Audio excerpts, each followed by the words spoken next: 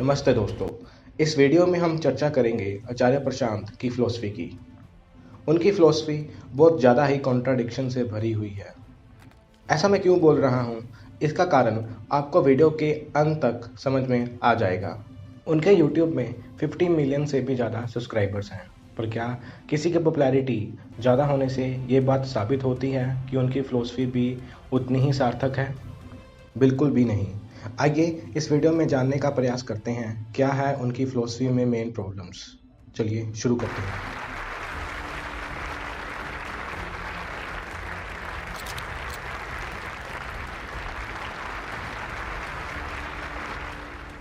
जैसा कि हम सब जानते हैं, आचार्य प्रशांत की फ़िलॉसफ़ी वेदांत से इंस्पायर्ड है।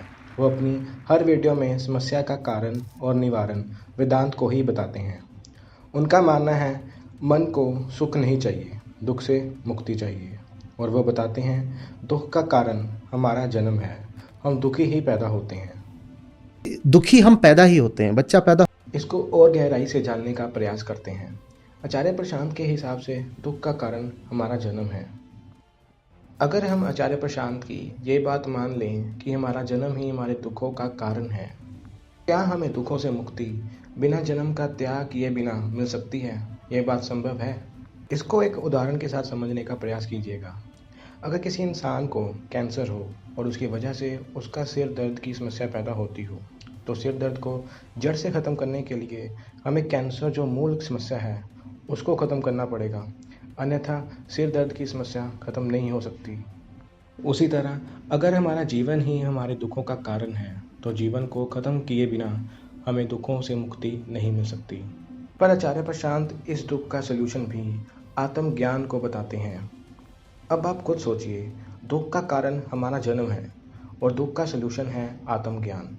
अब समस्या का कारण कुछ और है और समाधान कुछ और।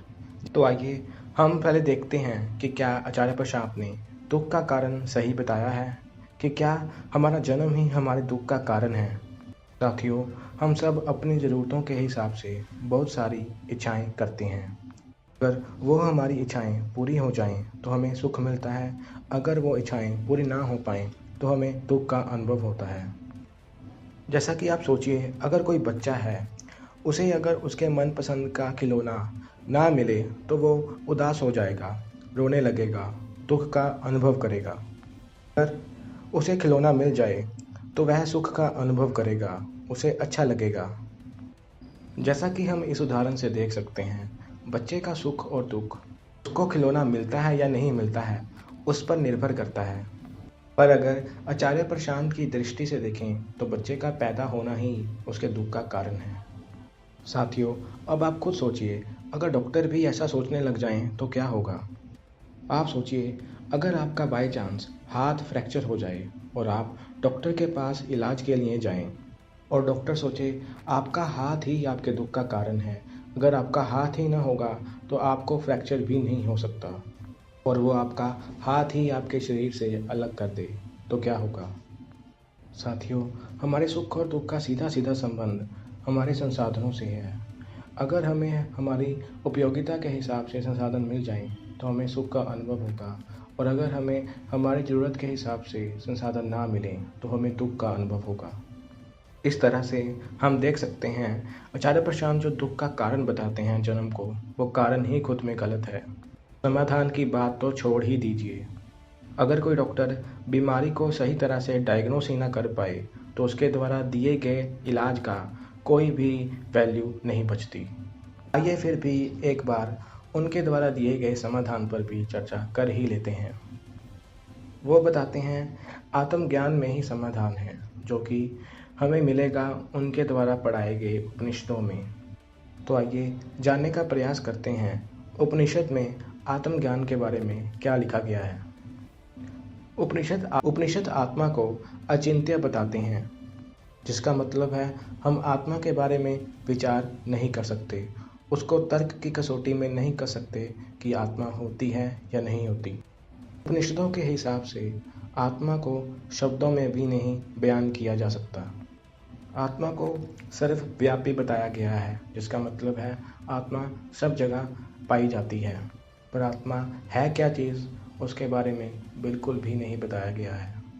दूसरे शब्दों में बोले तो आत्मा के गुणों के बारे में ही बताया गया है, ना कि आत्मा खुद में क्या चीज़ है उसके बारे में नहीं बताया गया।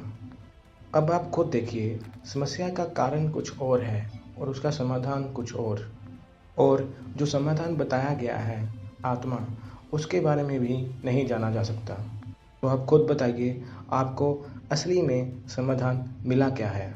अब आप ये खुद देखिए, क्या ये फिलॉसफी विरोधाभासी है या नहीं? पर इसके अलावा आचार्य प्रशांत के जो सामाजिक मुद्दों में विचार हैं वो काफ़ी सार्थक दिखते हैं। पर जब ये अपने तार्किक विचारों को वेदांत के साथ परोसने का प्रयास करते हैं तो ये सब इनके तार्किक विचार भी हमारे समाज के लिए हानिकारक साबित होते हैं। खैर, हम अपनी इस वीडियो को इसी के साथ अंत करते हैं। मुझे उम्मीद है मेरी इस वीडियो ने बहुत सारे लोगों को सोचने पर मजबूर किया होगा, उनके मन में बहुत सारे विचारों को पैदा किया होगा। यही मेरी वीडियो का उद्देश्य है।